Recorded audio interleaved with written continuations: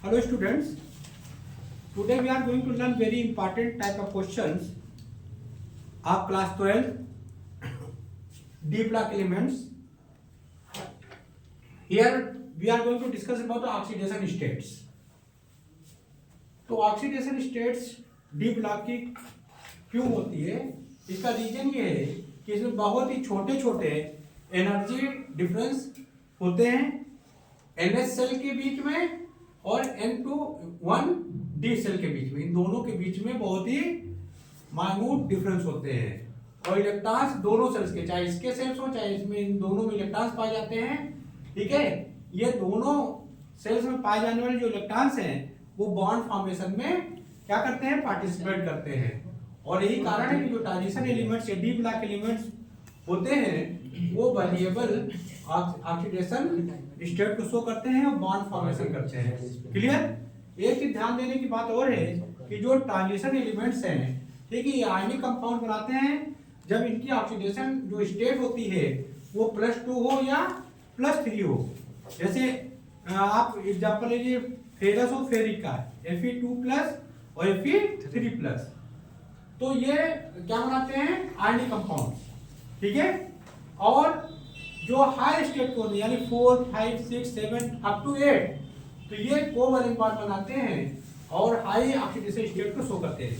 याद रखिएगा कि अगर FeCl3 की बात हम करें तो FeCl3 Fe++ में चेंज हो जाएगा Cl+ में और Cl3Cl1-। ठीक है, तो आयनिक फॉर्म में, और जैसे ओस्मियम है और रूबियम है, ये oxidation state up to 8+8 show करती है।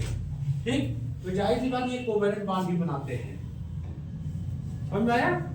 यहाँ पे आयरन की बात कर लें, एल्युमिनियम की बात कर लें, तो वो हमेशा आयनिक फॉर्म ही बनाते हैं। अब आते हैं कि complex formation of complex compound.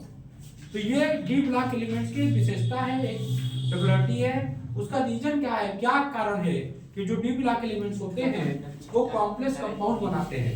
तो उसका रीजन है, उसमें 4 रीजन्स है। कौन कौन से रीजन्स हैं? एक तो इनका जो ट्रांजिशन एलिमेंट्स होते हैं इनके साइज बहुत स्मॉल होते हैं। ठीक है, ये P और S के बीच के वो है। दूसरा, मेटल केटायन होते हैं। ठीक है, हाई इफेक्टिव न्यूक्लियर चार्जेस पे पाए जाते हैं। और चौथा जो रीजन होता है, ये कॉम्प्लेक्स जो कंपाउंड बनाते हैं उसका रीजन है कि इनमें वैकेंट डी ऑर्बिटल्स की उपलब्धता होती है जो बॉन्डिंग के लिए बहुत ही आवश्यक होती है।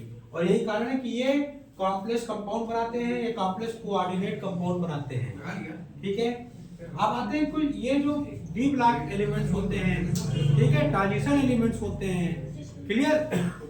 ये कैटालिटिक नेचर को भी शो करते हैं। जैसे आपने देखा होगा अधिकतर जितने भी ऑर्गेनिक रिएक्शंस होते हैं उसमें कहीं कहीं प्लेटिनम और कहीं पैलेडियम और कहीं निकल होगा, तो ये सब डी ब्लॉक के एलिमेंट्स है और ये कैटालिटिक प्रॉपर्टीज को शो करते हैं, उत्प्रेरकता को।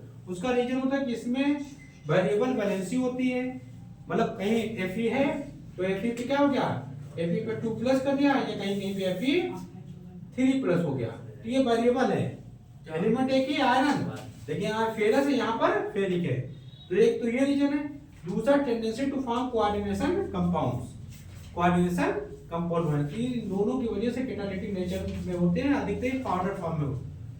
अब आते हैं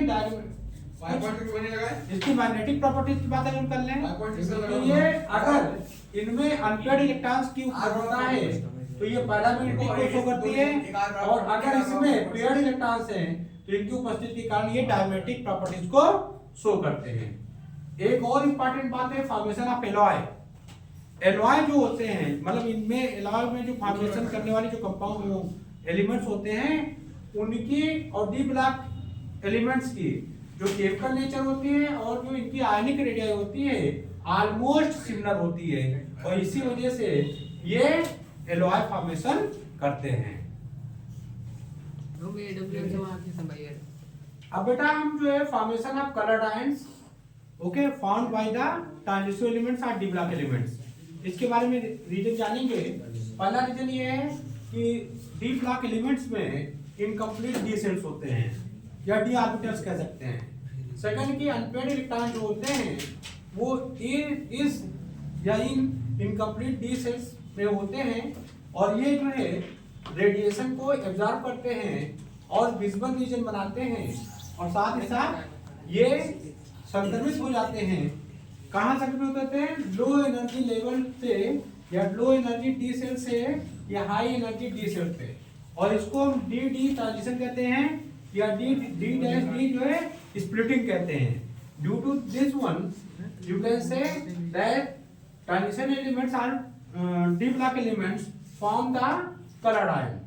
अब देखिए यहाँ पे अगर डी ब्लॉक जो डी ऑर्बिटल्स हैं उनमें इलेक्ट्रॉनों की संख्या 1 से लेकर के 9 तक है तो कलर्ड आयन देंगे। लेकिन यदि डी सेल्स में इलेक्ट्रॉन्स की संख्या 10 है या बिल्कुल नहीं है, नॉट है, 0 है, तो वो कलरलेस होंगे। Got it? ये रीजन है। और फॉर्मेशन ऑफ इंटरस्टिशियल कंपाउंड्स में ये होते क्या है कि मिक्सचर होते हैं।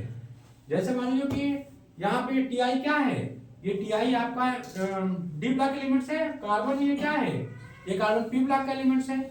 तो ये दोनों को मिला करके क्या बनाते हैं, ये इंटरस्टिशियल कंपाउंड्स बनाते हैं।